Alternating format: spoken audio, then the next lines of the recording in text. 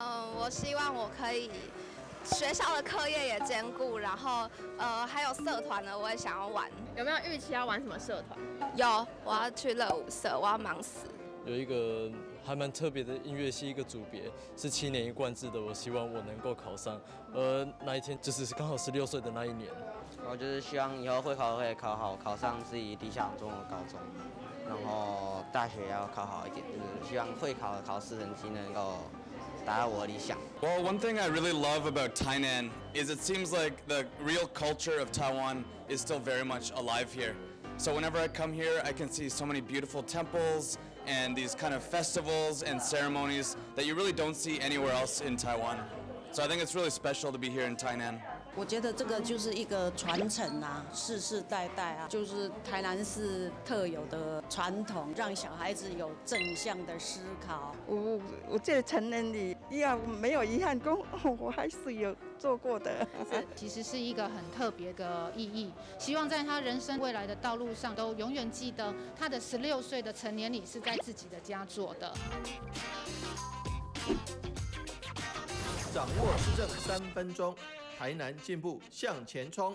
欢迎收看《市政3分钟》，我是林依婷。庆牛妈塞这早老会是台南的市定民俗，体现了家庭对孩子成长的关爱与期盼，也感谢庆牛妈的保佑，让孩子平安长大成人。随着时代进步，完整的祭拜科仪已经逐渐消失。为保留这样的传统礼俗，台南市政府文资处每年都会辅导示范家庭在家办理做16岁，将这样别具历史意义及文化内涵的无形资产继续传承。现在就让我们来听听文化局长怎么说吧。我是台南市政府文化局局长叶泽山。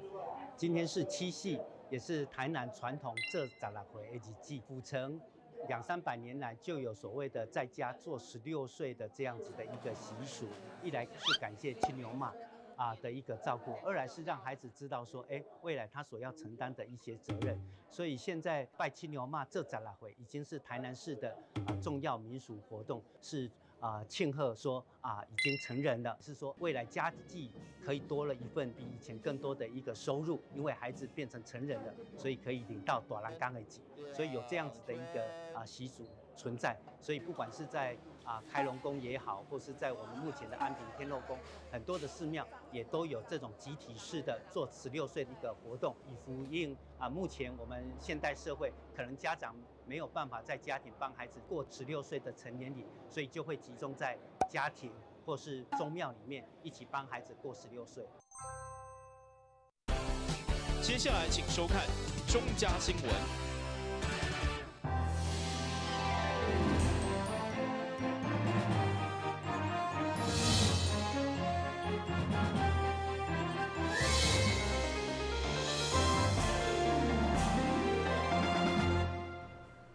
大家好，我是陈碧纯，欢迎收看8月27号礼拜四的中嘉台南地方新闻。来台奉献54天的甘惠忠神父，今年4月份伫美国过身。伊进前的心愿就是创立玻璃恒早疗养学中心，日前伫各界热心捐款之下落成，上午正式揭牌。副总统赖清德嘛到场，感念甘神父的精神，就是对台湾永远不变的爱。3、2、1，揭牌！包括副总统赖清德、市长黄伟哲以及市协会基金会、特工中学等热心捐款单位拢到场，见证霹雳型早疗养下教育中心的揭牌。根据了解，该中心就是甘惠忠神父奉献台湾最后阶段，一直想要成立的儿童发展中心的心愿。当时就是副总统赖清德担任市长期间，所以等于当揭牌即刻，伊嘛亲身到场，肯定甘神父精神，在对台湾永远无变的爱。甘神父这多年来有几个心愿是没有完成的那后来有完成，直到他碰到我们赖副总统在担任市长的时候，就是说幼儿园旁边的一个大树洞，把它填。另外一个就是早疗融合的东西。就是普遍传统发展的东西能够落成，也是甘神父的心愿。另外一个就是取得了台湾的身份证，这3个心愿都非常谢谢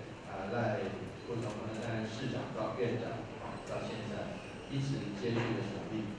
那今天真的有点非常可惜的是，张惠忠神父他一直所招，没有办法跟我们一起参加这个监坛。不过我们对他的精神其实是非常感念的。他的精神留在我们台南，留在台湾这块土地上面。那高中神父的精神是什么？简单的讲，在我看来是一句话：永远不会改变的爱。永远不会改变，不管他年轻或是年纪大，不管他在当兵在学习，不管他碰到什么样的困难，他对台湾这块土地、对弱势民众的那份爱，永远不会改变。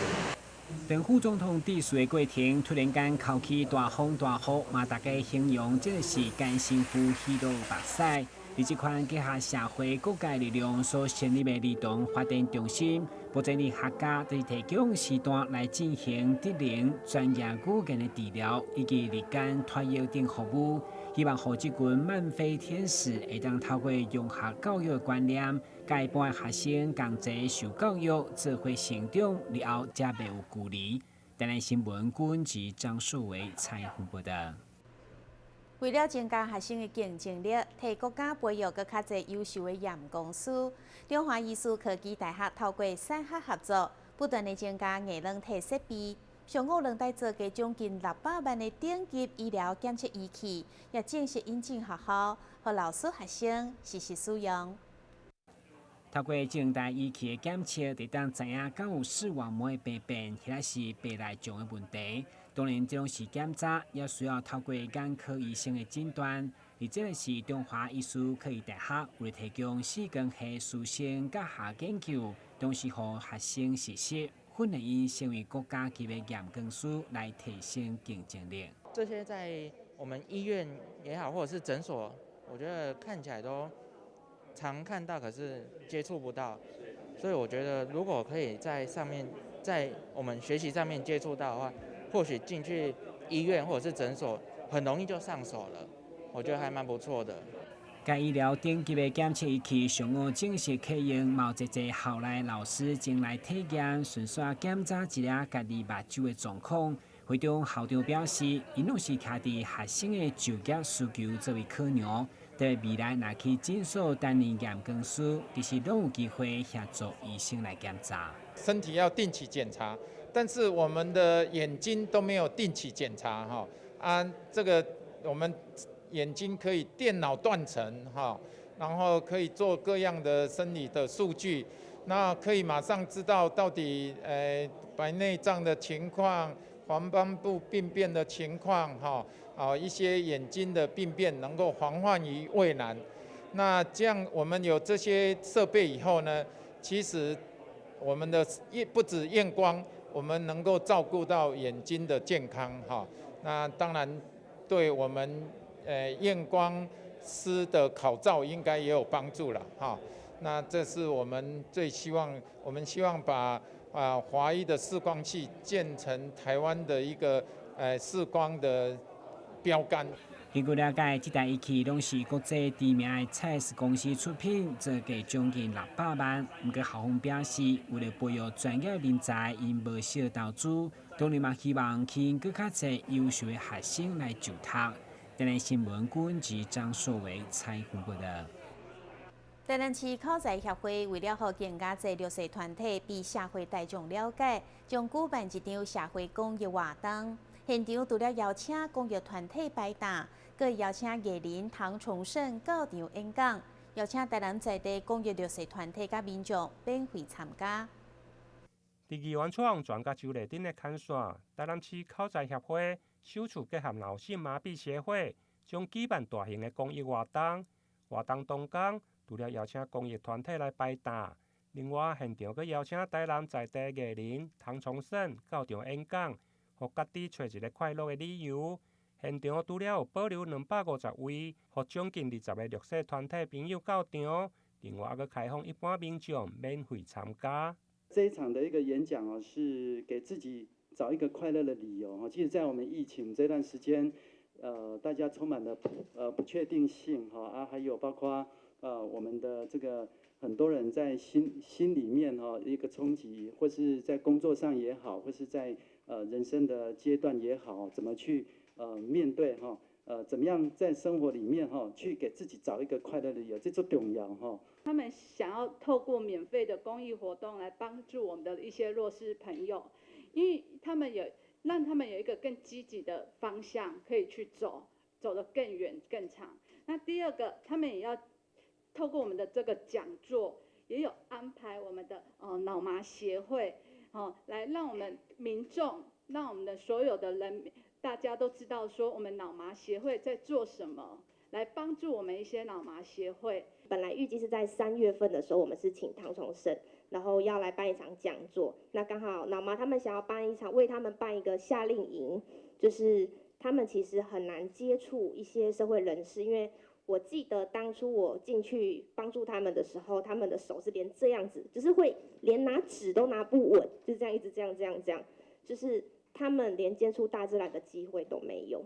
所以刚好他们那时候想要办这样子的夏令营活动，让他们体验一下跟正常人一样玩游戏是什么感觉。主办单位口才协会表示，语言是一种真强的力量，如果会用透过一场的演讲，甚至其中的一句话，来影响一个人的一生，那安尼这场的演讲就真有价值。这场的演讲将选伫9月5号，伫南门路乐港娱乐中心来举行，活动对下午1点到5点。欢迎有兴趣的民众踊跃到台南市口才协会粉丝专页来报名。台南新闻林根采访报道。失智症是一种认知功能衰退，可能的合并行为异常，造成生活功能愈来愈退化。不过，为正常的老化到失智症，还有一个过渡的阶段，就是轻微的认知障碍。目前，卫生福利部台南病院也引进魔术表演的训练治疗，对轻微认知障碍朋友有正面的帮助。轻微的认知障碍虽然目前还无一种会用的根治的治疗方法，不过要预防进展成失智症，上重要就是闪动恶高。闪动就是心智的活动、休闲活动甲有氧运动。恶高就是高度的学习甲食高抗氧的食物。目前卫福部台南病院对轻微的认知障碍朋友，嘛导入魔术表演的训练治疗，并且分实验组甲对照组，发现魔术的表演确实对朋友有正面的帮助，而且可用来刺激脑部的特定区域。他这个研究是说，他们就是让这些病人去看魔术影片，对，然后呢，魔术影片他们就是用功能性的核磁共振去看，结果呢就发现说，在大脑一些特定脑区，他们其实会亮起来。甚至这个研究蛮有趣的，它是分成魔术组，然后另外一个是惊喜组。所以惊喜组就是它没有魔术效果，但是产生一些比较意想之外的一些情境之下，就发现亮的部分是这两个脑区的其中一个部分。所以在做筛检之后呢，在做扣检之后，他们就发现说，其实因为魔术它本身有一些是因为跟一些错误侦测、一些执行功能有关，它所针对是特定的脑区。那另外一部分是魔术所带来的一些娱乐的效果，那是惊喜组会亮起来的地方，那是在另外一个脑区。所以呢，他们其实去看说这个魔术在观看的过程中，跟大脑的关系这样子。对，所以这也是我们所引用的文献，就是我们希望说，看看说，如果说魔术让病人直接做介入的话，那对大脑这样刺激会不会有所帮助？李冠廷医师表示，会导入魔术的表演训练，除了家己伫学生时期就介意来学魔术，而且伫课程中透过教朋友来制作道具，经过思考、讨论，进一步实际表演，发现学员不管伫心智活动或者是休闲活动，甚至有高度学习的效果，对改善忧郁的情绪甲提升自尊等拢有真大的帮助。台南新闻林根采访报道。咱先歇困一下，马上回来新闻现场。风风火，树头飞。以音乐阅读文字，以乐曲串联生命。透过台南爱读册欣赏台湾文学，享受听觉带来的阅读飨宴。敬请锁定每晚8点半第3公用频道。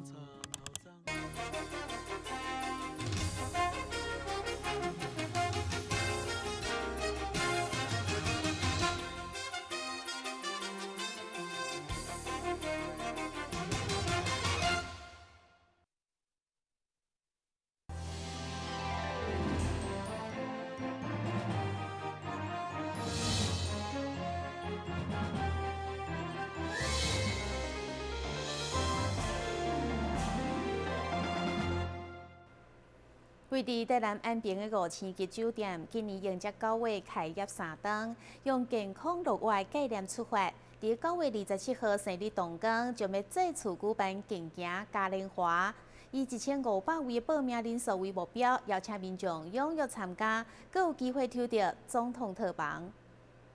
台南大园皇冠假日酒店，因为伫安平，佮是伫自然生态丰富的国家公园边，所以嘛，互酒店对2周年就开始以健康乐活、全民参与为概念。伫今年庆祝3岁生日，嘛要延续来举办健走嘉年华。记者会中以热身操，希望带动全民参与，发现安平的美好。而且只要报名参加，也有机会抽到总统套房以及500项奖品的好康，邀请民众踊跃前来同乐。在去年的时候，我们就首次举办了健走活动，希望呢以最健康乐活的方式来庆祝我们酒店生日。所以呢，今年呢我们第2届来举办这个健走的活动，然后我们希望号召1500个人也可以一起来响应。那我们这次因为因应台南市政府也很努力帮台南来做拼观光，市长也很认真，所以呢也多次呢以总统套房来当做首奖。当然我们自己酒店周年庆的办活动，也要以总统套房当为最大的大奖来送给我们的所有的消费者，然后来参加健走的活动，所以就拿出了总统套房。那除了总统套房这个首奖之外，其实我们有准备了餐券啊，或者这次我们也找了许多的合作单位来提供的一些更好的一个赠品，比如说我们的好朋友德阳健，他们也让所有来参加健走的好朋友都可以拿到1张买1送1的门票优惠券。那同时呢，我们有很多的合作的厂商来参与。酒店表示，伫迎接3周年的这刻，嘛经过武汉肺炎疫情的冲击，加上持续坚守防疫，加不断努力经营之下，现在不管是安心旅游，还是振兴更，拢互因感受上机无限。而且整个9月嘛推出无啥不成的优惠，希望去民众延续的介绍来食好大好。台南新闻吴文吉、张硕伟采访报道。台南市17岁少女王冠华，去年参加老东部老动力发电署分甲南分署的太阳能供电技术班，只训练了半冬，就为新手变成歌手。今年考证照，阁成为全台湾上届少年的乙级技术师，用实力行出家己的路。目前就他现代护工自信科2年的王冠华，虽然面容清秀、个性柔和，不过却选择阳刚的工课。伊讲自细汉就爱耍机器人，一路培养出工课兴趣，所以个伊就参加职业训练班。现在无论说太阳能板、演会航讲、后体讲，还是配线等等的动作，专业跟美丽。今年6月1号就考上乙级证照。不只是人生第1张的证照，嘛是全台湾上少年的乙级技术师。比如说修太阳能板，然后烤管的时候，然后还有弯铁管的时候，辛苦，但是如果看到机器在运转的时候，会觉得很有成就感。只要肯做，更努力去做，当然不能输给男生。比一般人比起来，他是花了更多心思来做这些事情，去做理解。那他这一次考证照的状况也是全部表现最优良的，也是时间最快完成的。冠华在这里经过半年的训练，从新手变成拿到证照的乙级高手，那表现非常的出色。那我相信年轻人只要肯学习、肯做、肯付出，就一定会有很好的收获。以王冠华为例，取得证照的代表专业能力，伫就业顶面都有真大的加分效果。根据了解，分家南分署所开设的职训班，除了学一技之长，卖辅导校园考照，所以鼓励少年人只要肯学肯做，都有真好的收获。台新闻军及林根采访报道。不管是消化性溃疡、食道发炎，或者是胃癌，伫个临床诊断拢需要靠胃镜检查。毋过传统胃喙入去的内视镜，互真侪人感觉无爽快。现在是有一种口径较小、胃片仔入去的胃镜，无需要规身躯麻醉，而且可以当减少病人的无爽快。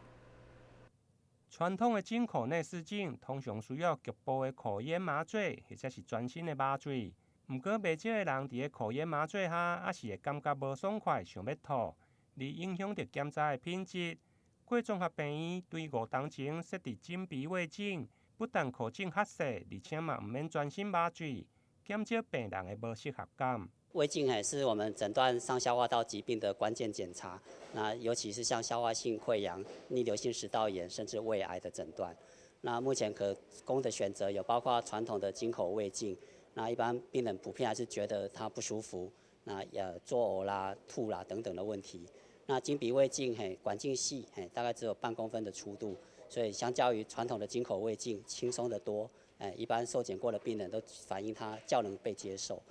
那所以如果有上消化道疾病的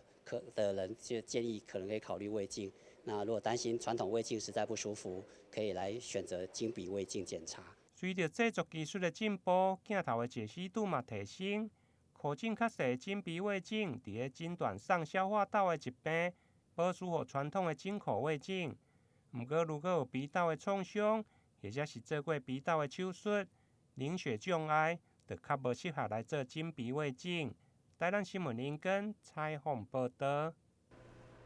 好到勃起会害倒球等等的问题，若是症状较轻，会当透过矫正喙齿来改善。毋过，若是较严重，不只会影响健康，甚至有可能会发生呼吸中止的风险。这个时阵，就需要透过手术来做治疗。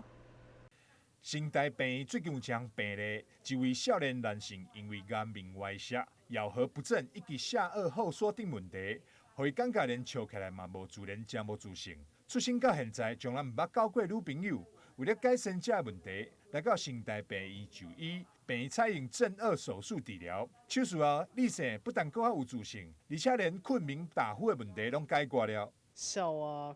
卡卡的啊，还有嘴巴会歪一边这个问题，是得到很明显改善。而且在手术完之后，一些朋友都觉得，自己的外表脸跟之前其实像变了一个人一样。就是有差别这样。在手术之前，自己蛮常有打呼这个问题，打呼或者是被打呼声惊醒啊，然后呼吸睡眠的时候呼吸，突然会卡到一下，然后也会惊醒这样子。但是在手术之后，基本上术后这段时间以来，发现其实几乎没有这个问题了。新台病院伫手术前嘛安排病院甲成大机械共同演化对称面分析软体，和手术后的对称性会当大幅提升。手术计划的部分，利用我们成大医院的对称面分析，然后做了双颚的正颚手术。然后术后的话，其实因为病人觉得效果蛮好的。那另外的话，他术前有一些就是因为下颚后缩的打呼问题也获得改善，是我觉得这个病人就是效果最好的部分。虽然李生的病例袂当用健保给付，家己自费开了30多万进行手术，不过看到家己现在缘投的模样，这互伊感觉这笔钱开了非常会好。台南新闻张硕维采访报道。感谢你收看8月27号的中嘉台南电视新闻，我是秦碧纯，咱再会。